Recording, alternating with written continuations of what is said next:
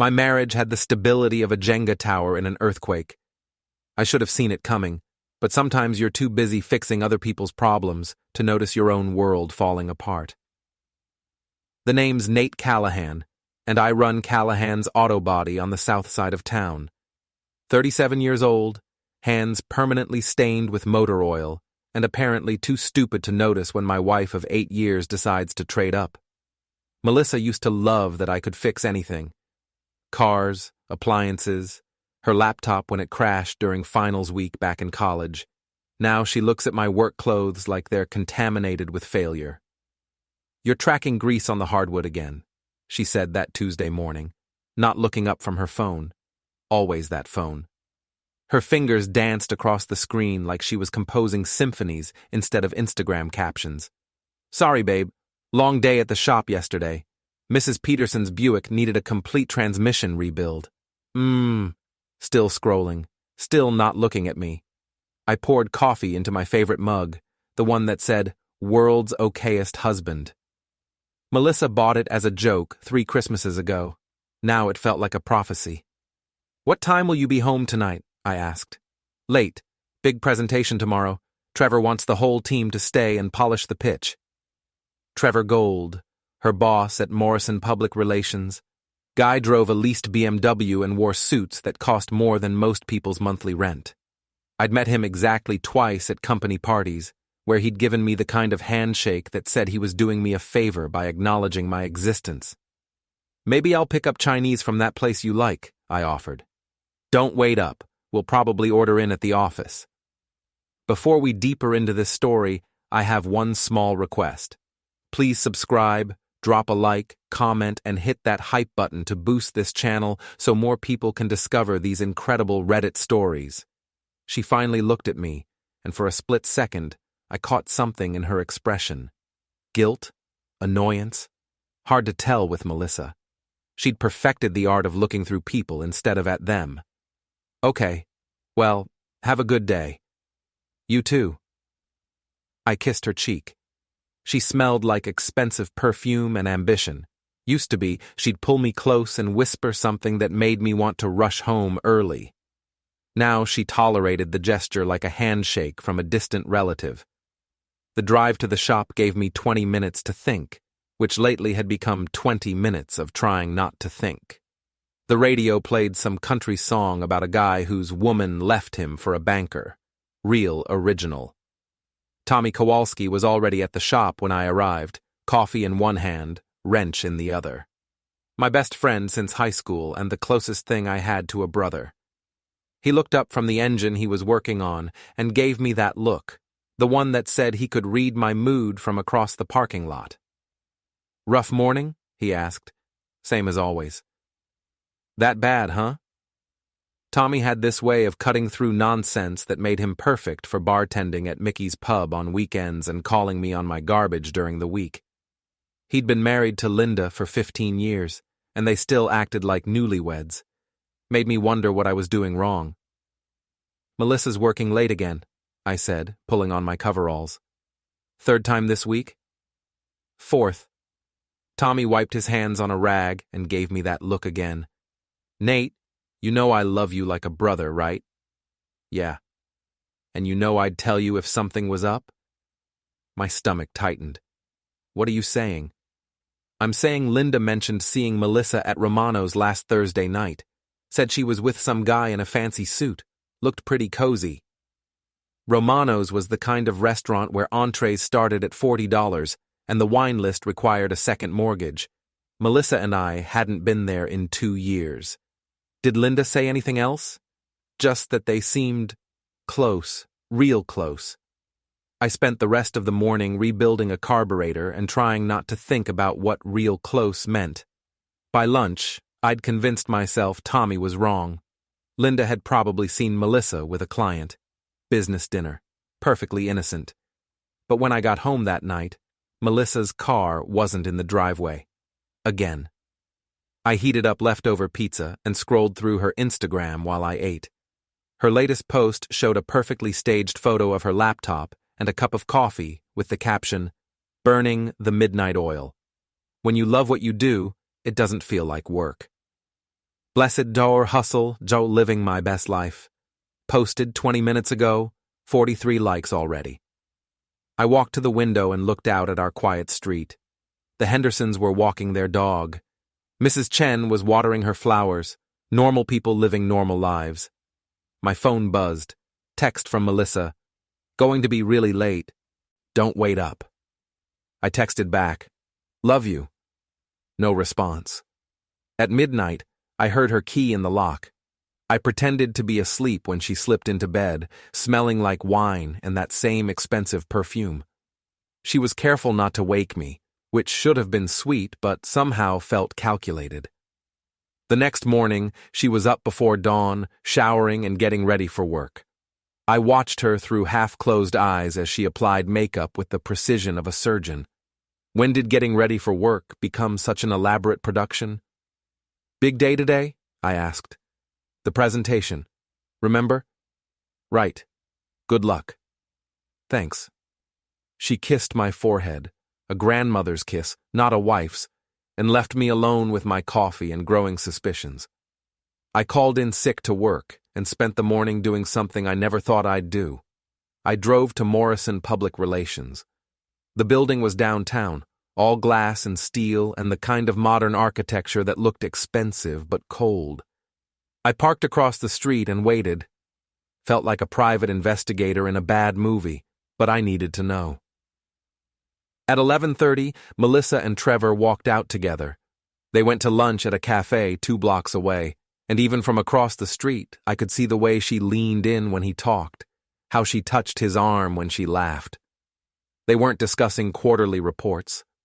I drove home and sat in my kitchen, staring at the wall where we'd hung our wedding photos. Young faces, genuine smiles, a future full of possibilities. When had it all gone wrong? When had I become the obstacle instead of the partner? That evening, Melissa came home at a reasonable hour for the first time in weeks. She was chatty, almost giddy, asking about my day and suggesting we watch a movie together. The guilt was practically radiating off her. How did the presentation go? I asked. Great. Really great. Trevor thinks we might land the account. That's wonderful, babe. We settled on the couch to watch some romantic comedy she'd picked. Halfway through, her phone buzzed with a text. She glanced at it and smiled, not the polite smile she gave me, but something warmer, more genuine. Work? I asked. Just Crystal being ridiculous. Crystal was Melissa's best friend, a social media influencer who made a living posting photos of her breakfast and giving advice about self-care. I'd never liked her much. Too fake, too eager to stir up drama, but Melissa thought she was hilarious. The movie ended, and we went to bed. Melissa fell asleep quickly, but I lay awake listening to her breathe and wondering how long this had been going on. Weeks? Months? How many late nights at the office had actually been late nights with Trevor? The next day brought answers I wasn't ready for. I was under the hood of a Chevy Malibu when my phone rang. Melissa's ringtone, I Will Always Love You, by Whitney Houston. Ironic, considering. Hey, babe, I answered. Oh, she sounded startled. I thought I was calling Crystal. Sorry, wrong number. The line went quiet for a second, but she didn't hang up. I could hear voices in the background, and then Melissa's laugh. That warm, genuine laugh I hadn't heard directed at me in months. I can't wait for tonight, she said, but not to me. He's working late again, so we have plenty of time. My hands tightened on the wrench. In the background, a man's voice. Good. I've been thinking about you all morning. Trevor, you're terrible, she giggled. The line went quiet again. Then I heard the sound of the call ending. She'd finally realized her mistake. I stood there in my garage, surrounded by the familiar smells of motor oil and metal, and felt my world shift on its axis. 8 years of marriage, and this was how I found out. Not through a confrontation or a confession, but through a misdirected phone call. My phone buzzed with a text from Melissa. Sorry about that. Meant to call Crystal about dinner plans. See you tonight. Even her lies came with exclamation points now. I finished working on the Malibu, but my hands were shaking. Tommy noticed and asked if I was okay, but I couldn't find the words. How do you tell your best friend that your marriage just ended during a pocket dial? That night, Melissa came home with flowers and takeout from my favorite restaurant. The guilt offerings were getting more elaborate. Thought we could have a nice dinner together, she said, setting the bags on the counter. I know I've been working too much lately. That's thoughtful. We ate in relative silence, making small talk about work and the weather. Normal conversation between two people who used to share everything and now shared nothing that mattered. After dinner, she curled up next to me on the couch and put her head on my shoulder. For a moment, it felt like old times, like maybe I'd imagined the whole thing. Nate, she said softly. Yeah? Do you ever think about what would have happened if we'd made different choices? The question hit me like a punch to the gut. What kind of choices? I don't know. Different careers, different cities, different people. There it was, the opening I'd been dreading. Are you unhappy, Melissa? She was quiet for a long time. I think we both are. I'm not. You should be. The words hung in the air between us like smoke. She sat up and looked at me with something that might have been pity. I think we've grown apart, she said. We want different things now. What do you want? More than this. She gestured around our living room, at the furniture we'd picked out together, the photos of our trips, the life we'd built piece by piece. More than us? I think so. Yes. At least she was being honest now, sort of. Is there someone else? The question came out before I could stop it. Melissa's eyes widened, and for a second I saw panic flash across her face. Why would you ask that? Just wondering. No, she said firmly. There's no one else. This is about us, Nate, about who we've become. Another lie, delivered with the confidence of someone who'd been practicing. Okay, I said. Okay? If that's how you feel, then okay. She seemed surprised by my calm reaction. Maybe she'd expected me to fight for us, to beg her to stay. A month ago, I might have. But something had shifted during that phone call. The man who would have pleaded and promised to change had been replaced by someone harder, colder, someone who was tired of being played for a fool. I think I should stay at Crystal's for a few days, Melissa said. Give us both some space to think. Sure, take whatever you need. That night, I helped her pack a suitcase. She took her good clothes, her jewelry, and her laptop, left behind the photos and the little things that had made our house a home. At the door, she turned back to me one last time. I'm sorry, Nate. I really am. I know. She left, and I was alone with the truth and a growing anger that felt like acid in my chest. She was sorry, all right. Sorry she'd been caught in a lie. Sorry she couldn't have her cake and eat it too. But she wasn't sorry enough to tell me about Trevor. That was fine. I'd figure out the rest myself. The house felt different without Melissa. Quieter, but not in a peaceful way. More like the silence before a storm, when the air gets thick and everything holds its breath. I took 3 days off work, telling Tommy I had the flu. Spent the time going through our shared accounts, our photos, our entire digital life together. Amazing what you can learn about someone when you're not trying to preserve their feelings. Melissa's Instagram had become a carefully curated performance. Photos of her morning coffee with captions about self-discovery and growth, pictures of sunsets with quotes about new beginnings, and then, 2 days after she moved out, the post that made my hands shake. A black and white selfie, artfully composed to show just the right amount of tears on her cheeks. The caption read, "Sometimes the people we trust most are the ones who hurt us deepest. When someone you love betrays that trust, it changes you forever. Learning to heal, and find my worth again. Betrayal. Healing, just stronger, without lies, thus are blessed.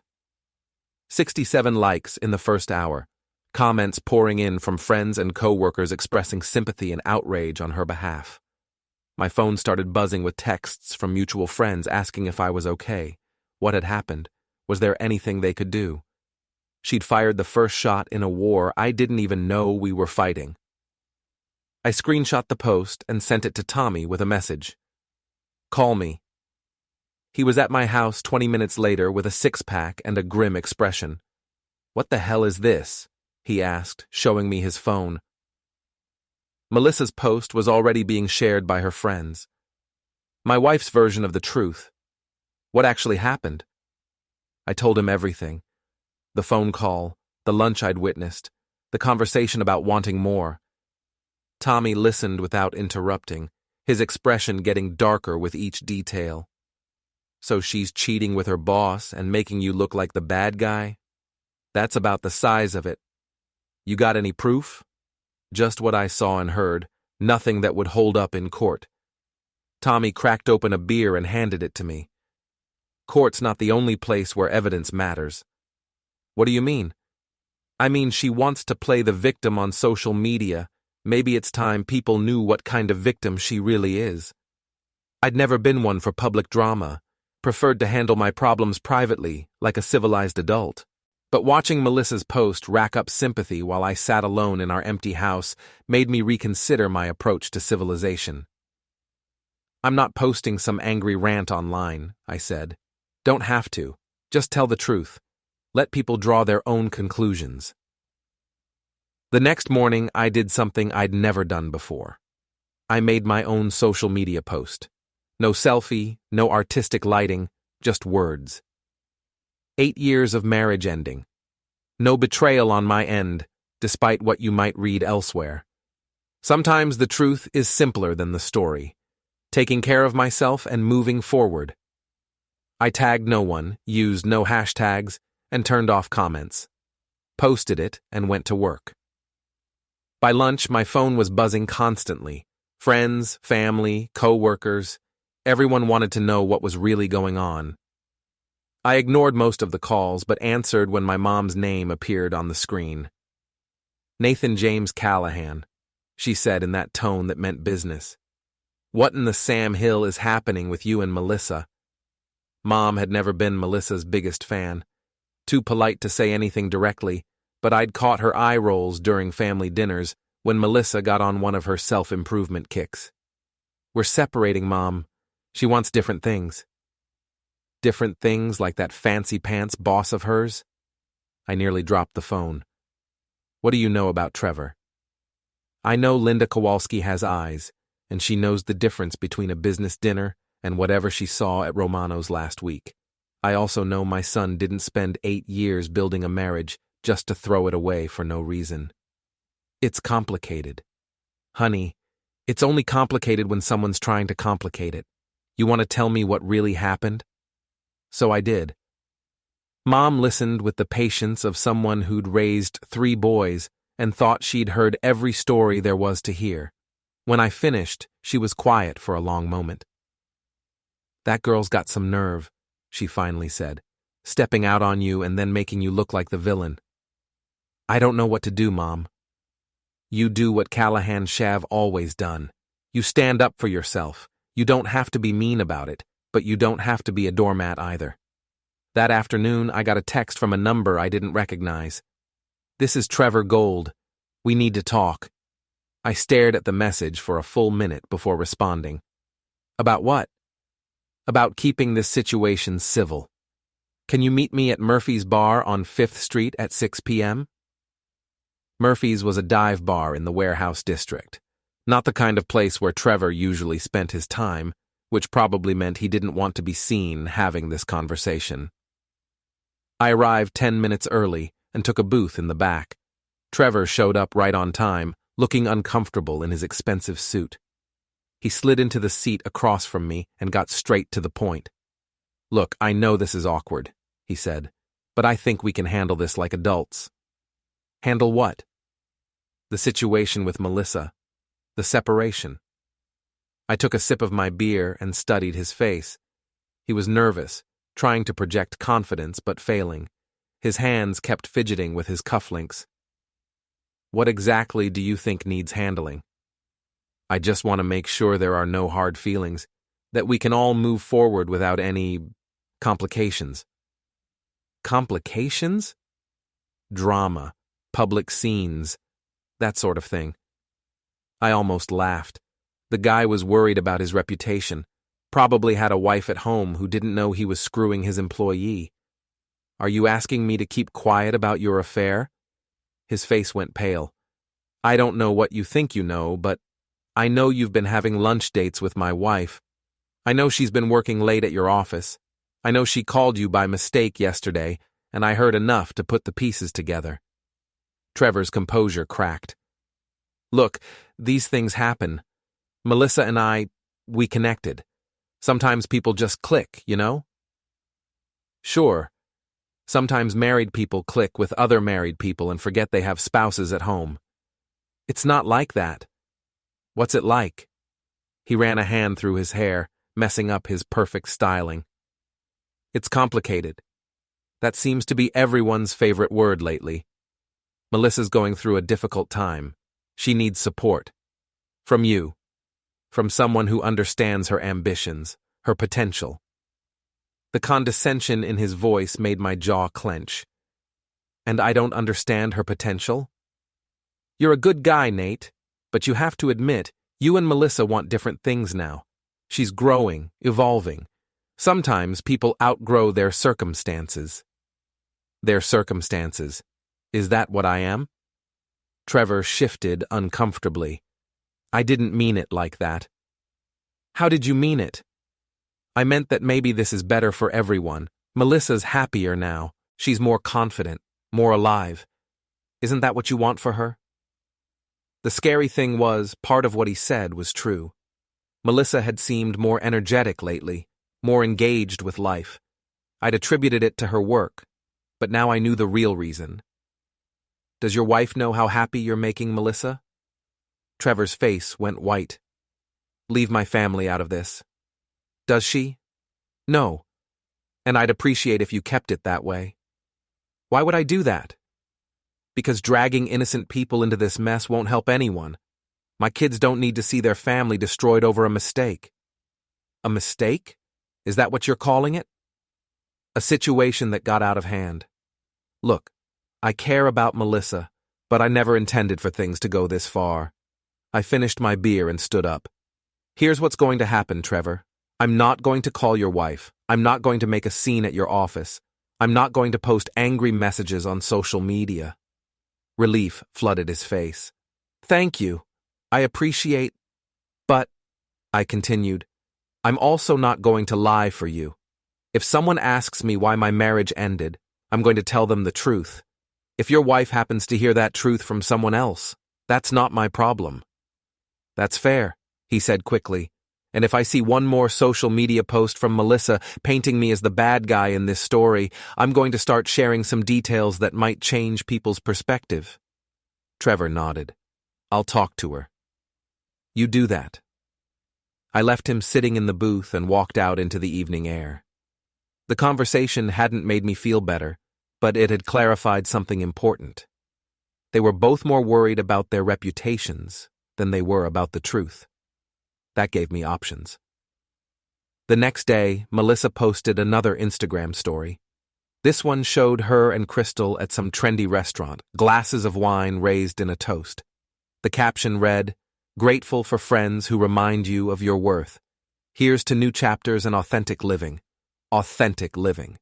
That was rich. I was still staring at the post when my phone rang. Crystal's name appeared on the screen, which was odd since we'd never been close. "Hey, Nate," she said in that artificially sweet voice she used when she wanted something. "How are you holding up?" "I'm fine, Crystal. What can I do for you?" "Well, I just wanted to make sure there were no hard feelings between us.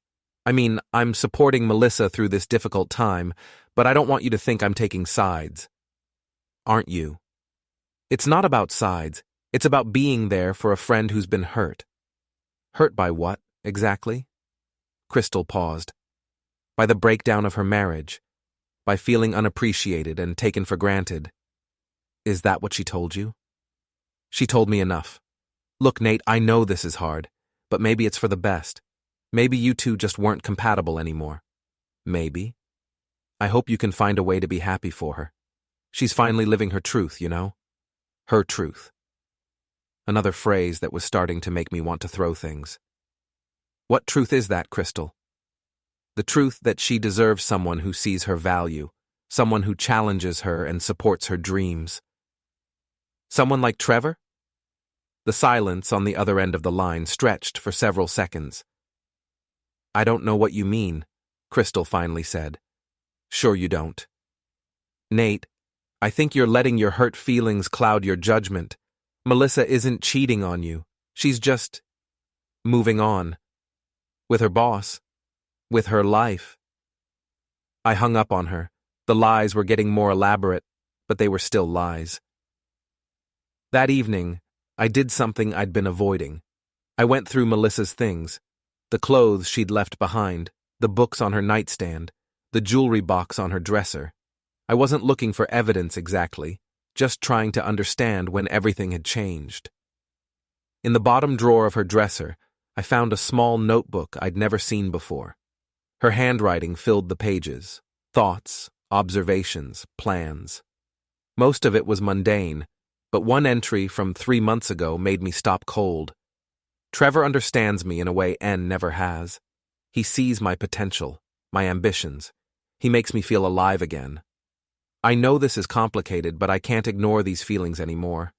Maybe it's time to stop pretending to be happy with less than I deserve. 3 months. This had been going on for 3 months, and I'd been completely oblivious. I kept reading. Entry after entry, detailing her growing feelings for Trevor, her frustration with our marriage, her plans for the future. Plans that didn't include me. The final entry was dated 2 weeks ago. Told T that I'm ready to leave N. He's worried about the timing, about how it will look at work, but I can't keep living this lie. I deserve to be with someone who excites me, who challenges me. N is a good person, but he's not the right person for me anymore. Time to be brave. I closed the notebook and sat on our bed, my bed now, staring at the wall. She'd been planning this for months. The late nights, the distance, the sudden interest in personal growth and authenticity. It had all been preparation for leaving me. And now, she was painting herself as the victim of my betrayal. My phone buzzed with a text from Tommy. You see Melissa's latest post? I hadn't, but I checked Instagram. Another artistic selfie, this one showing her silhouette against a window. The caption made my stomach turn. Healing isn't linear. Some days I feel strong and ready to move forward. Other days, I remember how it felt to have someone I trusted completely betray that trust. The gaslighting, the emotional manipulation, the way he made me question my own reality. I'm learning to trust my instincts again, to believe in my own worth. Healing journey, emotional abuse, trust yourself, survivor. The comments were full of support and outrage on her behalf. Friends offering to beat up her ex-husband, strangers sharing their own stories of emotional abuse, everyone rallying around brave Melissa, who was surviving her terrible marriage to manipulative Nate. I screenshot the post and called Tommy. You see this garbage? I asked when he answered. Yeah, Linda's ready to march over there and slap some sense into her. Emotional abuse? Gaslighting? Where the hell is this coming from? From someone who knows she's in the wrong and is trying to rewrite history. I never emotionally abused her, Tommy. I never manipulated her. The worst thing I ever did was work too much and take her for granted. I know that. Anyone who actually knows you knows that. But she's not talking to people who know you. So what do? You fight back, with the truth. That night, I sat at my kitchen table with Melissa's notebook open in front of me and wrote my own social media post. Not angry, not defensive. Just honest. I've seen some posts recently that paint me as emotionally abusive and manipulative. I want to address this directly. I never abused my wife, emotionally or otherwise. I never gaslighted her or made her question her reality. What I did was fail to notice that she was having an affair with her boss for the past 3 months. What I did was believe her when she said she was working late instead of meeting him at expensive restaurants. What I did was trust her when she said there was no one else, even as she was planning to leave me for him. I'm not perfect, and our marriage had problems, but I'm not the villain in this story. Sometimes the truth is uncomfortable, but it's still the truth. I attached a photo of one page from Melissa's notebook, the entry where she admitted her feelings for Trevor and her plans to leave me. I blurred out the most personal details, but left enough to make the timeline clear. Then I posted it and turned off my phone. When I turned it back on the next morning, I had 127 notifications. The war had officially begun. The fallout from my post was immediate and brutal. My phone didn't stop buzzing for 3 days straight. Friends, family, co-workers, people I hadn't talked to in years. Everyone wanted to weigh in on the drama that had become my life. The responses fell into 3 categories: people who believed me, people who believed Melissa, and people who just wanted to watch the show. My mom called first, her voice tight with controlled fury. I always knew that girl was trouble, but this takes the cake, making you out to be some kind of monster when she's the one running around. My sister Jennifer was next. Holy crap, Nate. I can't believe she's been lying this whole time. Do you need me to come down there? Then came the mutual friends, walking the careful line of not wanting to take sides while clearly having opinions. Most of them seemed shocked by the notebook entries. Melissa had always been good at managing her image, but it's hard to argue with someone's own handwriting. Tommy showed up at my house that evening with pizza and updates from the social media battlefield. Melissa deleted the abuse post, he said, settling onto my couch. But not before about 50 people screenshot it. What about the notebook thing? That's where it gets interesting. Some of her friends are defending her, saying people's private thoughts shouldn't be used against them. But a lot of folks are asking questions they weren't asking before. I opened a beer and tried to process the fact that my private life had become public entertainment. This is insane, Tommy. 2 weeks ago, I was married and fixing cars and living a normal life. Now I'm posting evidence of my wife's affair on the internet. Sometimes life gets insane. Question is, what are you going to do about it? Before I could answer, my phone rang. Melissa's ringtone. I almost didn't answer, but curiosity won. Hello, Melissa. We need to talk. Her voice was ice cold, nothing like the woman who used to laugh at my terrible jokes.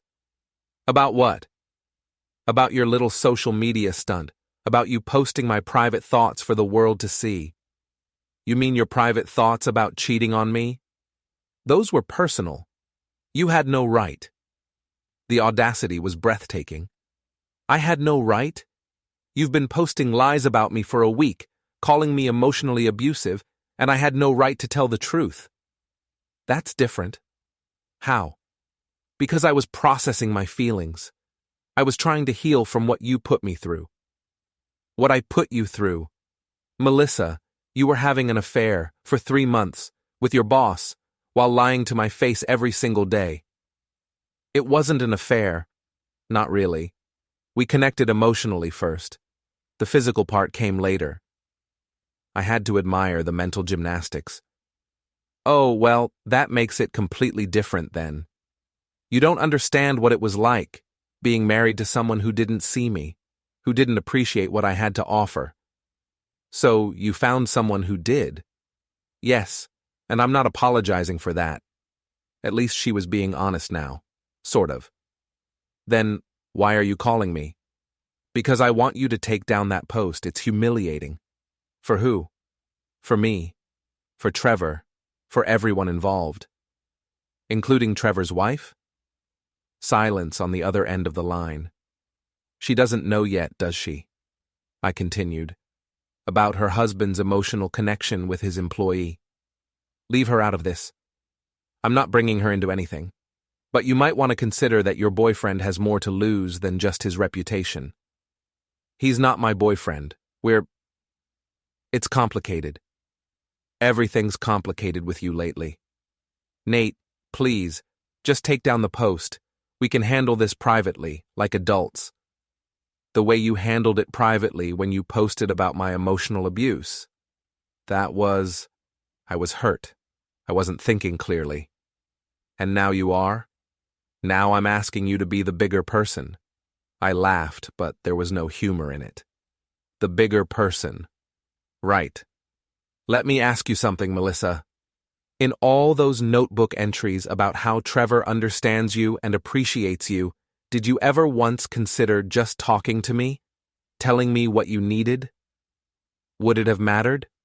We'll never know, will we?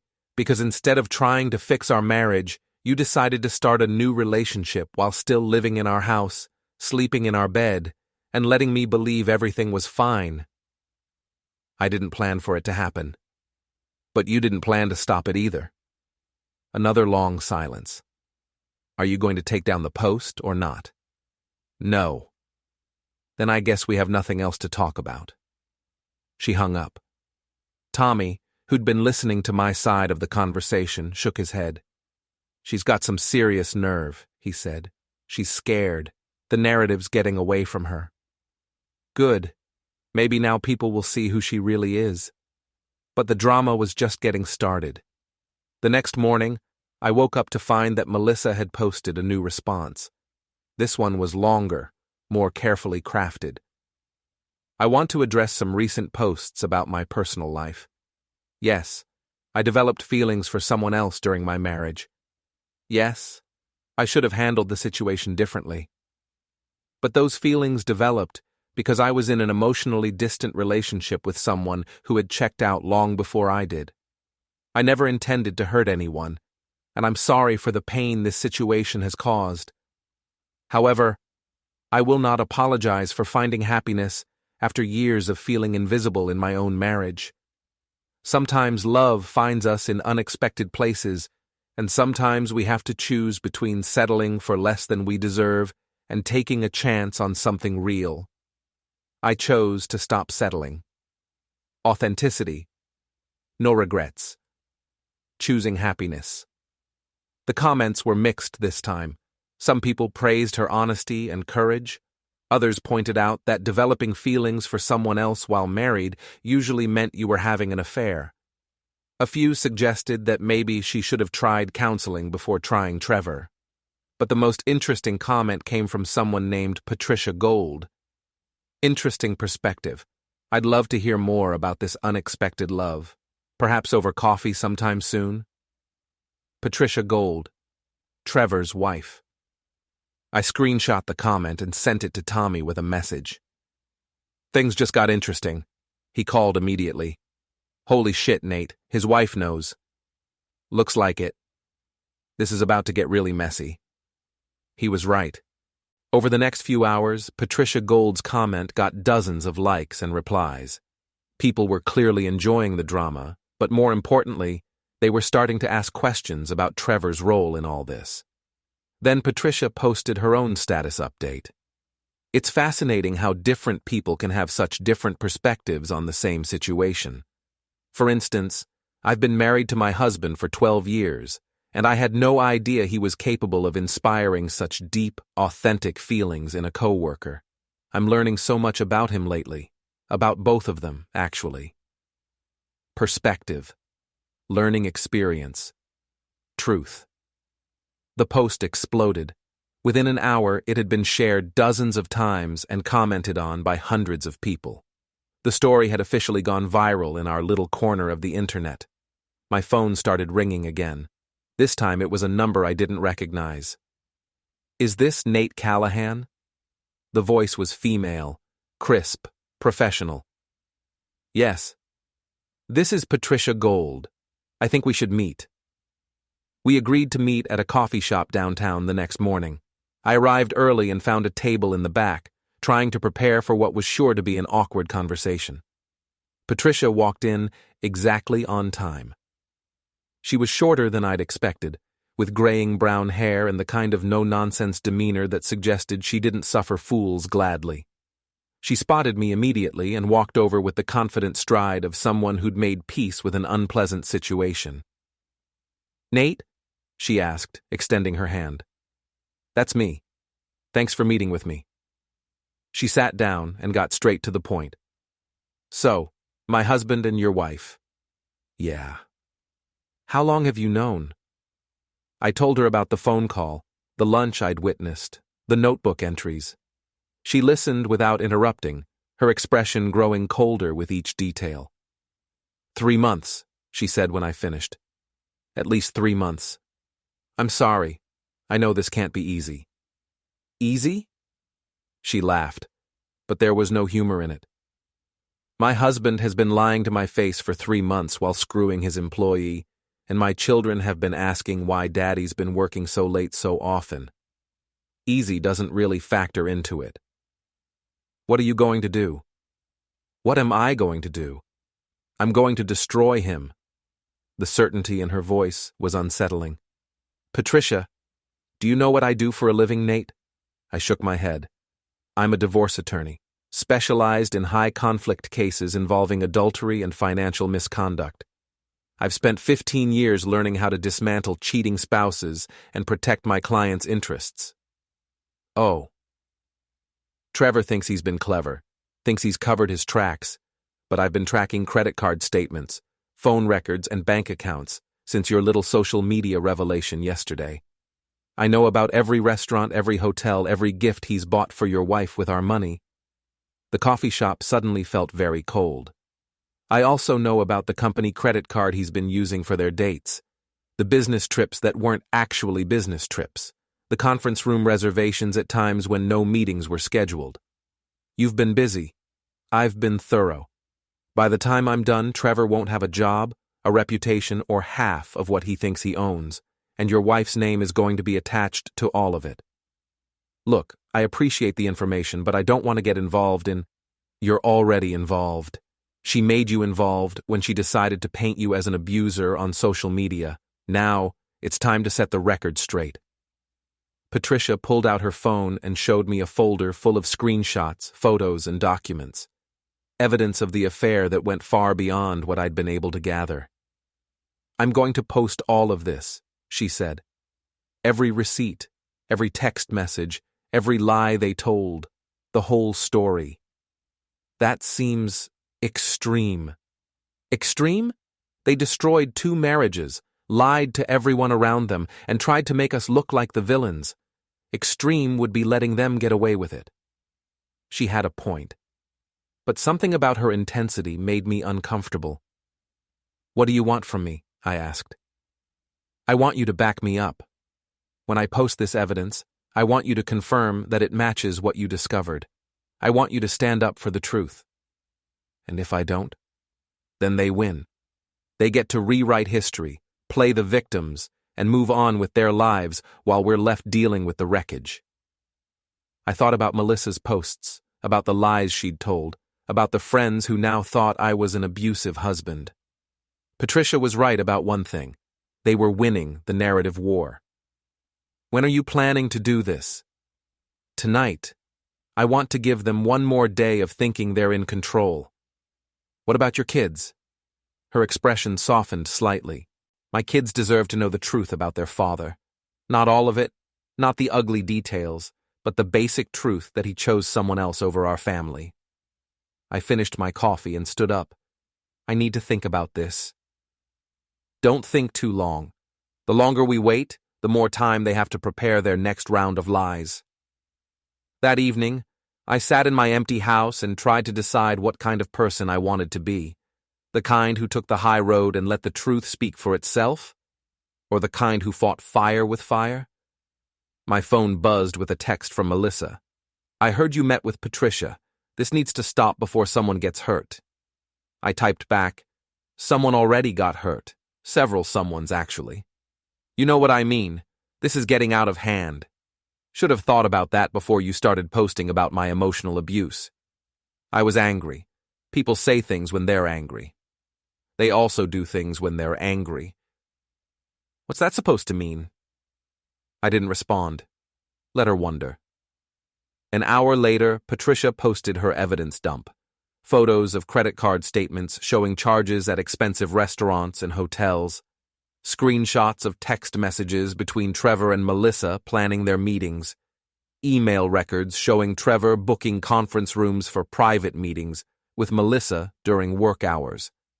The post was clinical, factual, and devastating. No emotional appeals, no dramatic language, just evidence laid out like a legal brief. The response was immediate and overwhelming. The story exploded across social media, with people sharing and commenting faster than I could follow. Within hours, it had spread beyond our immediate social circles to local community groups and news blogs. My phone rang constantly. Friends, family, reporters, strangers who'd somehow gotten my number. I turned it off and went to bed, but sleep was impossible. The next morning, Tommy showed up with coffee and newspapers. "You made the local news," he said, dropping a paper on my kitchen table. The headline read, "Local PR Executive Caught in Cheating Scandal." The article was brief but damaging, focusing on Trevor's use of company resources for personal affairs and the social media war that had exposed the situation. "How's Melissa handling it?" I asked. "Not well. She posted something at 3 a.m. about harassment and cyberbullying, but people aren't buying it anymore. The evidence is too clear." "And Trevor?" Radio silence. Word is he's been suspended from work pending an investigation. I should have felt vindicated. The truth was finally out, and people could see what had really happened. But mostly I just felt tired. "You okay?" Tommy asked. "I don't know. This whole thing has gotten so much bigger than I expected. Sometimes that's what it takes. Sometimes people don't listen until you make enough noise. I just wanted people to know I wasn't an abuser. Now they do. Now they know exactly who the real villains are in this story." My phone, which I'd turned back on to check messages, buzzed with a call from an unknown number. I almost didn't answer, but something made me pick up. "Is this Nate Callahan?" The voice was male, nervous. "Depends who's asking." "This is Trevor Gold. We need to talk." Trevor wanted to meet at the same dive bar where we'd had our first conversation. I arrived to find him already there, looking like he'd aged 5 years in the past week. His usually perfect hair was disheveled, his expensive suit wrinkled, and his hands shook slightly as he lifted his beer. "Thanks for coming," he said as I sat down across from him. "This should be interesting. Look, I know you have every right to hate me. What we did, it was wrong." "Which part? The affair or the lies about it?" "All of it." He took a long drink and set the bottle down carefully. "I never meant for things to go this far." "What did you mean?" "I meant to end it before anyone got hurt, before it became this." He gestured vaguely, as if the destruction of 2 marriages and his career was just an unfortunate side effect he hadn't anticipated. "When were you planning to end it? Before or after you left your wife for Melissa?" Trevor's face went pale. "How did you—" "She wrote about it, in her notebook. Your plans for the future together." "Those weren't plans. They were fantasies, things we talked about but never seriously considered." "Really? Because Melissa seemed pretty serious about them." "Melissa gets carried away sometimes. She's passionate, emotional. She reads more into things than what's actually there." I almost laughed. "So now you're throwing her under the bus?" "I'm not throwing anyone anywhere.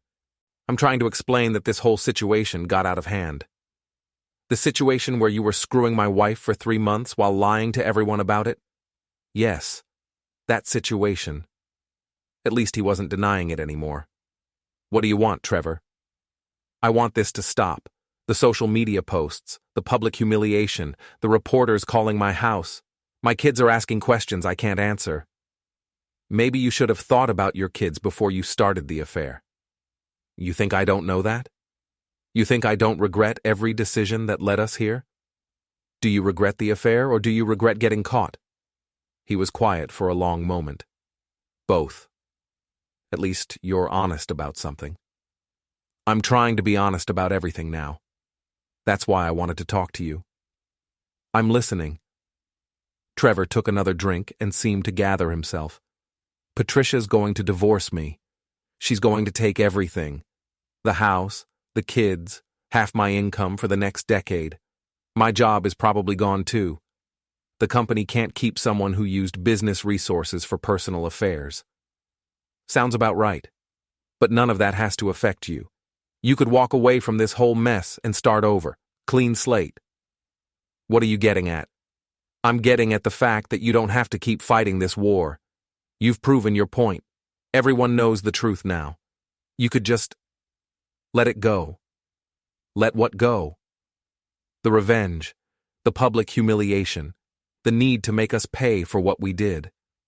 I stared at him across the table. You think this is about revenge? Isn't it? No, Trevor. This is about truth. This is about not letting you and Melissa rewrite history to make yourselves the victims. But we're not trying to do that anymore. Melissa's stopped posting about the abuse stuff. She's admitted the affair. We're both facing the consequences. After you got caught. After Patricia found the evidence. After you had no choice but to admit it. Yes, but we're admitting it now. Too little, too late. Trevor leaned forward, desperation creeping into his voice. What do you want from me? What would it take for you to call off the dogs? Call off what dogs? Patricia. The social media campaign. The reporters. All of it. I don't control Patricia. And I'm not running any social media campaign. I posted the truth once. She posted evidence. The rest of this is just people reacting to what you two did. But you could ask Patricia to stop. You could make a post asking people to respect our privacy. Why would I do that? Because continuing this isn't going to bring back your marriage. It's not going to undo what happened. It's just going to keep hurting everyone involved. He had a point, but I wasn't feeling particularly charitable. You know what would have avoided all this hurt, Trevor, not having the affair in the first place. I know that, but we can't change the past. We can only decide how to handle the future. The future where you and Melissa ride off into the sunset together. There is no future for me and Melissa. This whole thing has made that impossible. Now that was interesting. What do you mean? I mean she's furious with me. Blames me for not protecting her from the fallout. Says I should have been smarter about covering our tracks. Romantic. She's not speaking to me. Hasn't returned my calls in 3 days. I think she's planning to throw me under the bus completely. Make it look like I pursued her and she was just an innocent victim. The irony was beautiful. So now you know how it feels to be betrayed by someone you trusted. I deserved that. Yes, you did. Trevor finished his beer and signaled for another. So what happens now? Now you deal with the consequences of your choices, just like the rest of us. And if I lose everything, my job, my family, my reputation, then you lose everything. Actions have consequences, Trevor. You're about to learn that the hard way. And you're okay with that? With destroying someone's life? I didn't destroy your life. You did. I just made sure people knew about it. He was quiet for a long moment, staring at his fresh beer. You know, I used to think you were just some blue-collar guy who didn't appreciate what he had. That's what Melissa told me. And now? Now I think you're smarter than any of us gave you credit for. Smart enough to know when I'm being played, apparently. Smart enough to play back. I stood up and dropped a 20 on the table. This isn't a game, Trevor. This is real life. Real people got hurt because of what you and Melissa did. Real marriages got destroyed. Real kids are going to grow up in broken homes. I know that. Do you? Because you keep talking about this, like it's some kind of strategic problem to be solved instead of the human disaster it actually is. What do you want me to say? I want you to take responsibility. Real responsibility. Not just the kind that comes after you get caught. I am taking responsibility. No. You're trying to manage the damage. There's a difference. I left him sitting in the bar and drove home through the quiet streets of our neighborhood. The same streets where Melissa and I used to take evening walks, making plans for a future that no longer existed. When I got home, I found a car I didn't recognize parked in my driveway. As I got closer, I could see someone sitting on my front porch. Melissa. She stood up as I approached, and I could see she'd been crying. Her makeup was smudged, her hair was messier than I'd ever seen it, and she was wearing sweatpants and a t-shirt instead of her usual carefully coordinated outfits. "We need to talk," she said. "I think we've said everything that needs saying."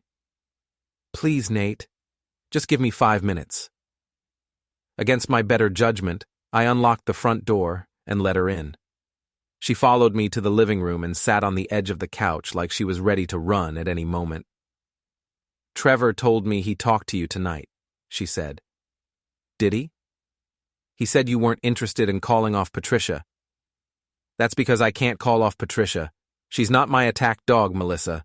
She's a woman whose husband cheated on her, and she's handling it the way she sees fit. But you could ask her to stop. She'd listen to you." "Why would she listen to me?" "Because you're both victims in this. You could work together to find a solution that doesn't destroy everyone." I sat down in my chair, the one I'd been sitting in the night she told me she wanted more than our marriage, and studied her face. "What kind of solution did you have in mind?" "Something private, quiet. We all go our separate ways without any more public drama." "Like what should have happened 3 months ago when you decided you weren't happy?" She flinched. "I know I handled this badly." "You handled it terribly." "I know, and I'm sorry. I'm really, truly sorry." "For which part? The affair, the lies, or the social media posts about my emotional abuse?" "All of it. Everything. I was scared and confused, and I made terrible decisions." "You were scared and confused for 3 months?" "I was scared of hurting you, scared of blowing up our life together, so I kept putting off the conversation we should have had." "While sleeping with Trevor?" "While developing feelings for someone else, yes. In hotel rooms paid for with his company credit card." She closed her eyes. "Patricia really did find everything, didn't she?" "Everything." "Nate, I know how this looks. I know how bad it is, but I never meant for any of this to happen." "What did you mean to happen?" "I meant to figure out what I wanted before anyone got hurt. I meant to end our marriage cleanly, honestly, without all this drama." "When? When were you planning to have that honest conversation?" "I don't know. Soon. I was working up the courage." "While posting on social media about how I'd betrayed you." She winced. I was angry. I felt like you were trying to make me look like the bad guy." "You are the bad guy, Melissa. You had an affair. You lied about it. You tried to make me look like an abuser to cover your tracks." "I was protecting myself." "From what?" "From looking like a cheater. From having everyone judge me." "So you decided to let them judge me instead." "I wasn't thinking clearly." "You were thinking clearly enough to plan hotel meetings and cover your tracks for 3 months." She was quiet for a long moment, tears streaming down her face. This was the most honest conversation we'd had in months, maybe years. "What do you want me to do?" she finally asked. "I want you to tell the truth, publicly, completely, no more half-truths or strategic omissions." "And then what? Then this all goes away?" "Then people know what really happened. Then we can all deal with the real consequences instead of the fake ones you created." "And Trevor? What about Trevor? Will you ask Patricia to go easy on him?" I stared at her. "Are you serious right now?" "He's going to lose everything, Nate. His job, his kids, his whole life." "Good. That's not like you. You're not a vindictive person." "I'm not being vindictive. I'm being realistic. He made choices, and now he gets to live with them. But his children? His children are going to suffer because their father chose to have an affair, not because I chose to expose it." Melissa wiped her eyes and looked around our living room. I used to love this house. Past tense. I used to love our life together, our plans, our routines, the way you'd fix things when they broke. What changed? I did. I wanted more excitement, more passion, more, I don't know, more everything. And Trevor gave you that? For a while, until this all exploded and he started acting like I was a liability instead of someone he cared about. Trouble in paradise? He's not returning my calls. His lawyer told him not to have any contact with me until after his divorce is final. Smart lawyer. So I'm alone in this now. Completely alone. There was a part of me, a small, stupid part, that felt sorry for her. But the larger part remembered the lies, the manipulation, the months of deception. You made your choices, Melissa, just like Trevor made his. And now I have to live with them. Now you have to live with them. She stood up and walked to the door. For what it's worth, I really am sorry. About all of it. I know you are. Will you ever be able to forgive me? I don't know. Maybe someday. But not today. She nodded and let herself out. I watched through the window as she got in her car and drove away, probably back to Crystal's house where she was staying. My phone buzzed with a text from Tommy. How'd it go with Trevor? About what you'd expect. He wants me to call off Patricia. You gonna do it? Nope. Good. Some people need to learn lessons the hard way. The next morning brought news that Trevor had been officially terminated from Morrison Public Relations. The company released a statement about maintaining professional standards and protecting their reputation. His name was mentioned specifically, along with details about misuse of company resources. Melissa posted her own statement that afternoon. I want to publicly apologize for my role in recent events. I had an affair with my boss while married to my husband. I lied about it when confronted, and I made posts on social media that were unfair and untrue. My husband never abused me emotionally or otherwise. He was a good man who deserved better than what I gave him. I take full responsibility for my actions and the pain they've caused. I'm sorry. The post was simple, direct, and probably written by a lawyer. But it was also true, which was more than I'd gotten from her in months. The comments were mixed.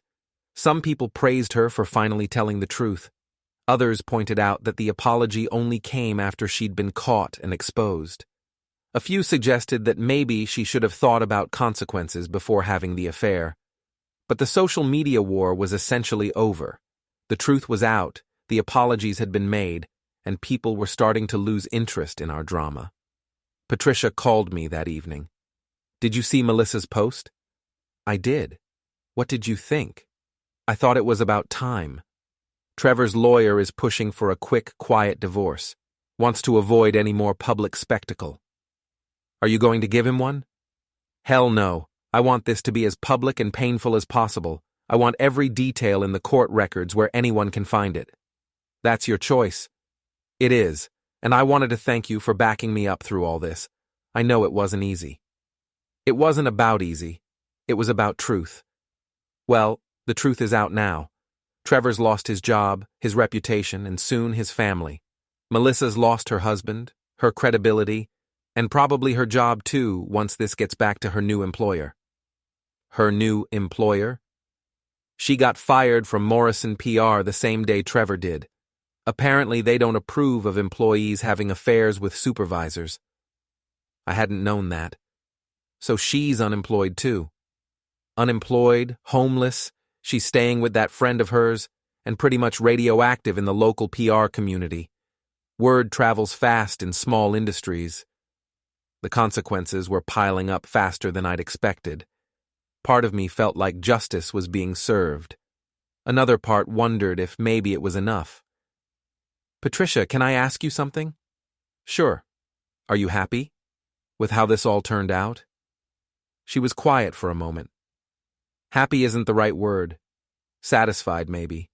They destroyed my family, and now they're facing real consequences for that choice. And your kids? My kids are resilient. They'll be better off knowing the truth than living with lies. What about Trevor? Do you think he's learned anything from this? I think he's learned that actions have consequences. Whether he's learned anything deeper than that remains to be seen. After we hung up, I sat in my quiet house and tried to figure out how I felt about everything. The truth was out. Justice had been served. The people who'd wronged me were facing consequences. So why didn't I feel better? Maybe because revenge, even justified revenge, doesn't actually fix anything. It doesn't bring back trust or heal broken relationships or undo the damage that's been done. But it does ensure that people face the real consequences of their choices instead of the fake ones they try to create. And sometimes, that's enough. 3 weeks after Melissa's public apology, I thought the drama was finally over. The social media posts had stopped, the phone calls from reporters had died down, and people seemed to be moving on to fresher scandals. I was wrong. It was a Thursday night, and I was working late at the shop, trying to finish a transmission rebuild that had been giving me trouble all week. The work was therapeutic, something concrete and fixable, unlike the mess my personal life had become. I heard the front door open around 9 o'clock. We always locked up at 6, but I'd given Tommy a key years ago, and he sometimes stopped by after his bartending shift to check on me. "Back here," I called out, not looking up from the engine. But it wasn't Tommy's voice that answered. "We need to talk."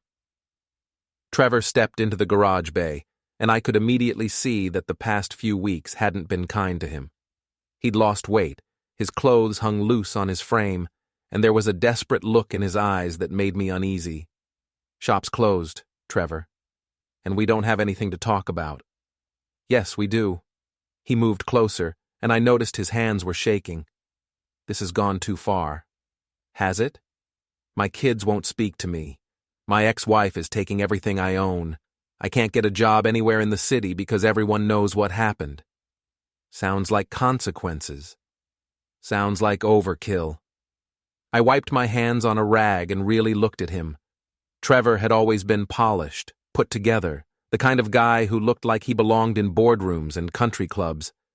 Now he looked broken. "What do you want, Trevor?" "I want you to help me fix this." "Fix what?" "My reputation. My life. I want you to make a public statement saying you've forgiven me, that we've moved past this." I almost laughed. "Why would I do that?" "Because you've won. You got your revenge, you proved your point, everyone knows the truth. Now you can afford to be magnanimous." Magnanimous. It would make you look good, the bigger man, taking the high road. And it would make you look redeemable. Yes. I set down my tools and faced him fully. "Let me ask you something, Trevor. If Patricia hadn't found all that evidence, if this whole thing hadn't blown up publicly, would you still be seeing Melissa?" He didn't answer immediately. "Would you?" I pressed. "I don't know. Maybe. Would you have left your wife for her?" It's complicated." "No, it's not. It's a simple question. Would you have left Patricia and your kids for my wife?" "Probably not." "So you were just going to keep screwing around indefinitely? Keep lying to everyone?" "I don't know what I was going to do. I wasn't thinking long term." "You weren't thinking at all." Trevor ran a hand through his hair. "Look, I know I made mistakes." "Mistakes? You had a 3-month affair with a married woman, used company money to pay for it, lied to your wife and kids, and then tried to help Melissa paint me as an abuser when we got caught. Those aren't mistakes, Trevor. Those are choices." "Fine. Bad choices. I made bad choices. But I'm paying for them now.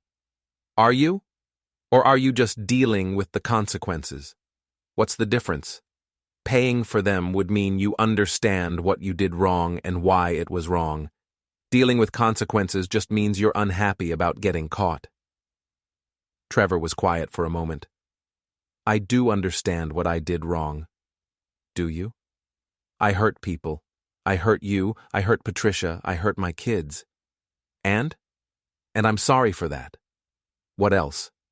"What do you mean, what else?" I mean, what else did you do wrong, besides hurting people? He looked confused. I don't know what you're looking for. I'm looking for some sign that you understand why what you did was fundamentally wrong, not just because it hurt people, but because of what it says about your character. I don't follow. You made a commitment to your wife. You broke that commitment. You made professional commitments to your company. You broke those too. You had responsibilities to your children. You put those at risk for your own gratification. Okay.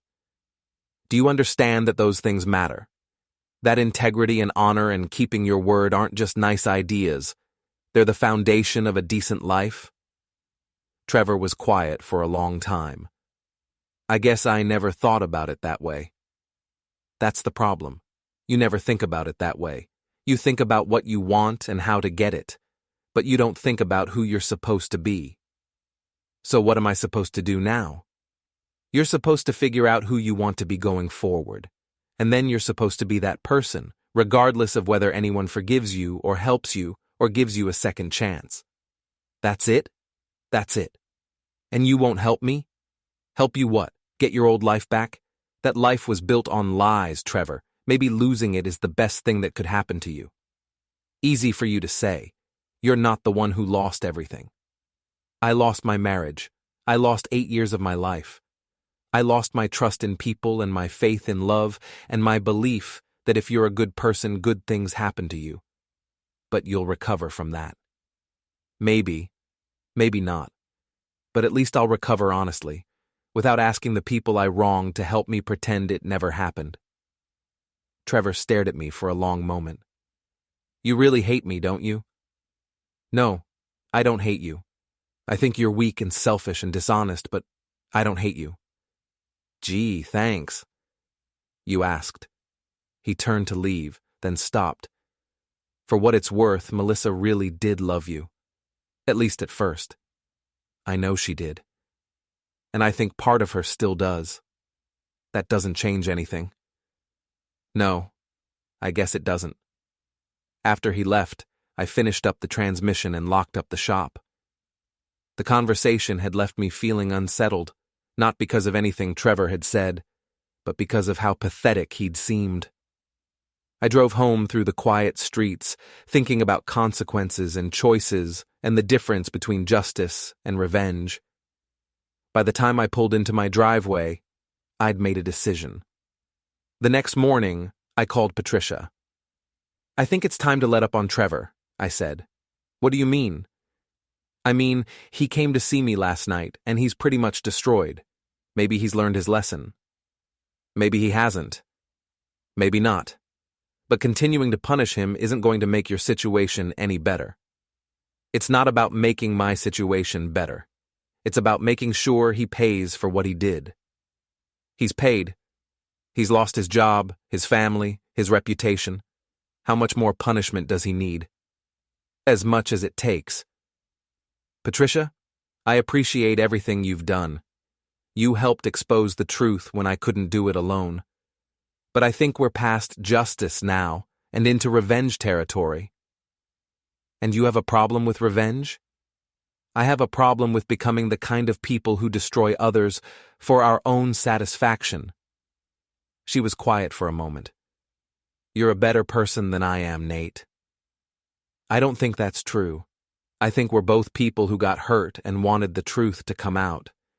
The truth is out now. So what are you saying? I'm saying maybe it's time to focus on rebuilding our own lives instead of tearing down theirs. And if they don't learn anything from this, if they just go on to hurt other people, then that's on them. We can't control what they do going forward. We can only control what we do.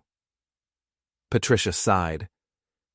You know, my lawyer says I could probably get more in the divorce settlement if I keep pushing the public humiliation angle. Is that what you want? More money or peace of mind? Both.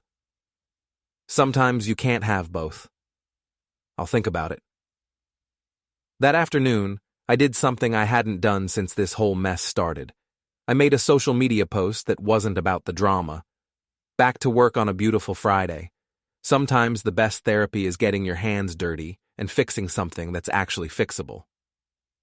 Grateful. Moving forward. Simple pleasures. I posted a photo of the transmission I'd finally gotten working, covered in grease and looking like honest work. The response was immediate and positive. Friends and family commenting about how good it was to see me focusing on the future instead of the past. Even a few strangers chimed in with supportive messages. But the comment that surprised me most came from an unexpected source. Melissa. I'm glad you're finding peace. You deserve it. Simple, direct, and probably the most honest thing she'd said in months. I didn't respond to the comment, but I didn't delete it either. Maybe that was progress. That evening, Tommy stopped by with beer and pizza. Heard Trevor paid you a visit last night, he said. News travels fast. Small town, how'd that go? About how you'd expect. He wanted me to help rehabilitate his reputation. And I told him to focus on rehabilitating his character instead. Tommy grinned. I bet he loved that. He didn't seem to understand the difference. Some people don't. Some people think reputation and character are the same thing. Are they? Hell no. Reputation is what other people think of you. Character is who you actually are. You can have a great reputation and terrible character, or terrible reputation and great character. Which would you rather have? Great character and terrible reputation. At least then you can sleep at night. We ate pizza and watched a baseball game, and for the first time in weeks, I felt something approaching normal. Not happy exactly, but not angry either. Just settled. The next week brought unexpected news. Patricia called to tell me that she'd decided to settle her divorce quickly and quietly. What changed your mind? I asked. You were right about revenge versus justice. I got so focused on making Trevor pay that I forgot about taking care of my kids. How are they handling everything? Better than I expected. Kids are resilient, they're angry at their father, but they're not broken by this. That's good. I also wanted to thank you again, for backing me up, for helping me see the truth, and for knowing when to stop. We helped each other. Yes, we did. A month later, I ran into Melissa at the grocery store. She was in the produce section, looking thinner than I remembered and tired around the eyes. Hi, Nate, she said quietly. Hi, Melissa. How are you doing? I'm okay. You? Getting by. I got a job at a marketing firm in the next town over. Fresh start. That's good. It is. It's good to be working again, good to have some routine.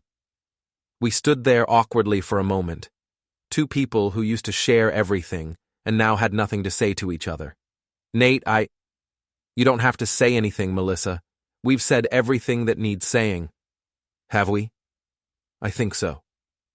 She nodded and pushed her cart away, then stopped and looked back. I hope you find someone who appreciates you the way I should have. I hope you figure out what you're actually looking for. I'm working on it. And that was it. The last conversation I expected to have with the woman I'd planned to spend my life with. No dramatic confrontation, no final declarations of love or hate. Just two people acknowledging that they'd both lost something important and were trying to figure out how to move forward. 6 months later, I was working late at the shop when I heard the front door open. This time it was Tommy, carrying a bottle of good whiskey and wearing a grin. What's the occasion? I asked. Heard some interesting news today. Yeah? Trevor Gold got arrested for embezzlement. I set down my wrench. What? Apparently, the affair with Melissa wasn't his first rodeo. He'd been skimming money from client accounts for years. The company investigation after he got fired turned up a whole lot more than just misused credit cards. How much money? Couple $100,000 from what I heard. He's looking at serious prison time. I felt a strange mix of vindication and sadness. So he really was a career criminal. Looks like it. Makes you wonder what else he was lying about. Makes me glad Melissa found out what kind of man he really was before she wasted any more time on him. Speaking of Melissa, heard she's engaged. That was news to me. To who? Some guy from her new job. Accountant, apparently. Very stable, very honest. Good for her. You mean that? I do. She deserves to be happy. We both do. Tommy poured 2 glasses of whiskey and handed me one. To moving forward, he said. To learning from the past. To not making the same mistakes twice. To making new mistakes instead. We clinked glasses and drank, and I realized that for the first time since this whole mess started, I felt genuinely at peace. Not because Trevor was going to prison, or because Melissa had found someone new, but because I'd learned something important about myself. I'd learned that I was stronger than I thought. That I could handle betrayal and lies and public humiliation without losing my essential decency. That I could fight for the truth without becoming someone I didn't want to be.